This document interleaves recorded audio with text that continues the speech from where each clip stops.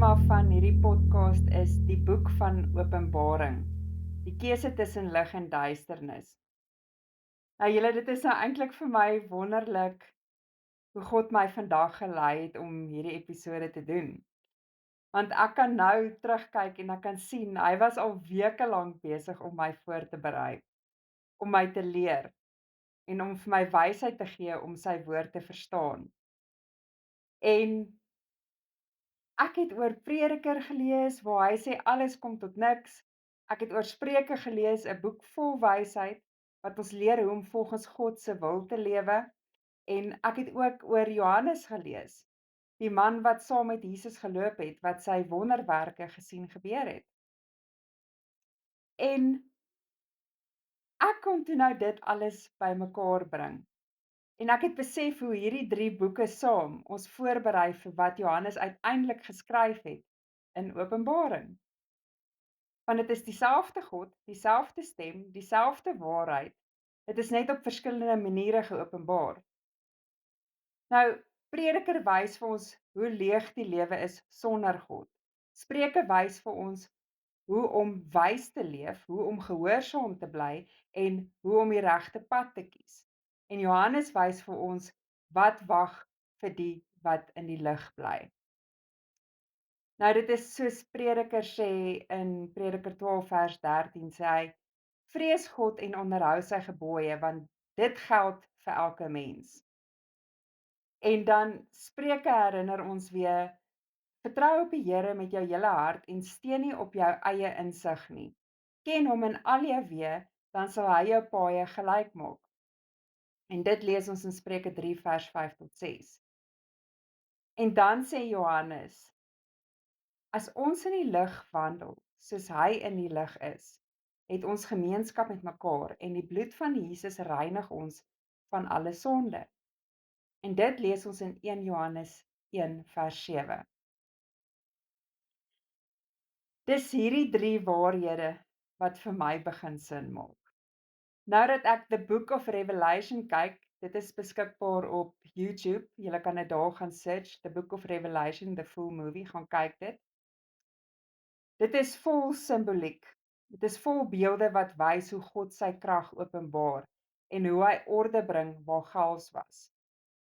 Nou julle, die movie vervang nie die Bybel nie. So gaan lees nog steeds Openbaring in die Bybel, maar dit help om dit ook net so visueel te sien. Dit het my baie gehelp.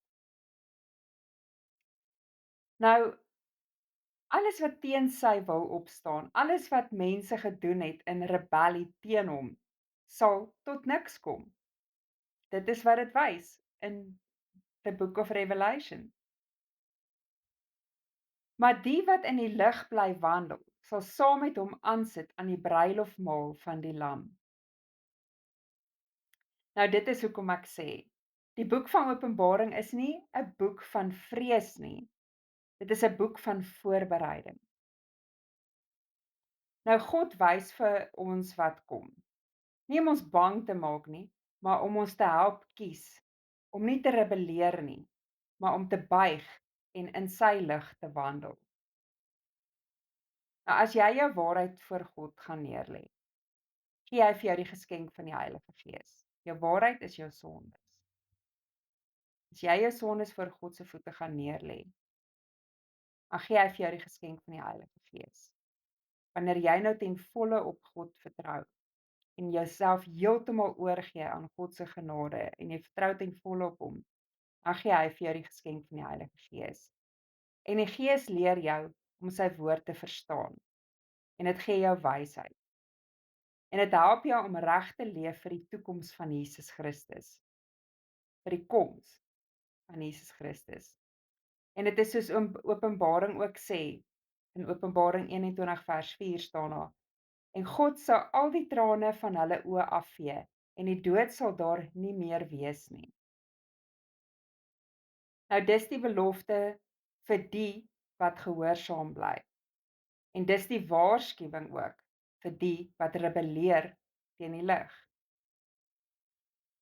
So nou wil ek gou vir julle iets vra en julle kan dit hierso antwoord op enige platform waar julle die video sien. Ek is op YouTube, Spotify, TikTok en Facebook.